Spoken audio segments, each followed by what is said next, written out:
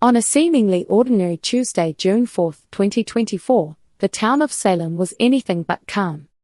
The air was thick with tension as various residents embarked on missions driven by desperation, love, and danger.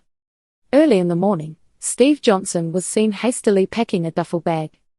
The contents? Amongst other essentials, a gun, an indicator of the severity of the day ahead. At this moment, a visibly anxious Chad DeMera burst into Steve's home, demanding an update on the precarious situation involving Clyde Weston. Despite Steve's initial reluctance, Chad's persistence paid off, leading Steve to reveal plans involving a secretive trip to Montana. Determined to join, Chad took matters into his own hands, calling for the DeMera family jet, ignoring Steve's protests. Eventually, Steve, resigned to the reality of their partnership, met with his wife Kayla before departing.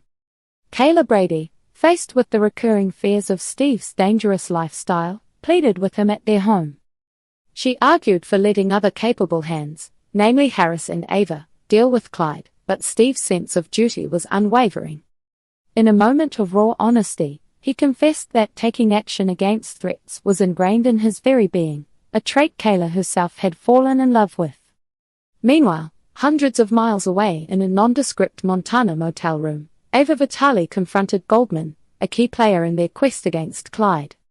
The scene was bizarrely punctuated by Ava's disdain for a piece of gluten-free bread, an odd reminder of the mundane in their perilous setting. The situation escalated quickly when Ava, frustrated by Goldman's defiance, brandished her gun. It was only Lucas Horton's timely intervention that prevented a disaster. Their interrogation, however, bore fruit when they discovered Goldman's phone, which led them directly to Clyde's hideout at a nearby campsite. Back in Salem, at the local pub, Kate Roberts expressed her concerns to Roman Brady about their son Lucas's involvement in the dangerous chase. After a tense call confirmed her worst fears, that Lucas was with Ava and Harris pursuing Clyde, Kate made a stern vow to intervene if anything befell her son. The narrative then shifted to a dark alley where Harris interrogated Clyde's associate, Snake. Despite initial resistance, a quick check of Snake's phone revealed the campsite's location, prompting Harris to leave Snake bound and alone in the alley, a harsh but necessary action in his quest. Amidst these unfolding dramas, Lucas, in another part of the motel, prepared for an unpleasant phone conversation with his mother. His phone, filled with missed messages from Kate, weighed heavy in his hand. After speaking with her, he reassured her of their progress and safety, albeit through a veil of half-truths. On a softer note, at the hospital, Sarah Horton found a moment of contemplation.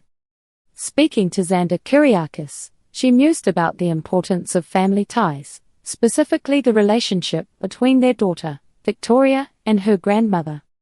Xander, touched by the sentiment, agreed to help Sarah in her quest to reconnect with his estranged mother, suggesting London's local drunk tanks as a starting point, an unconventional, yet potentially fruitful lead.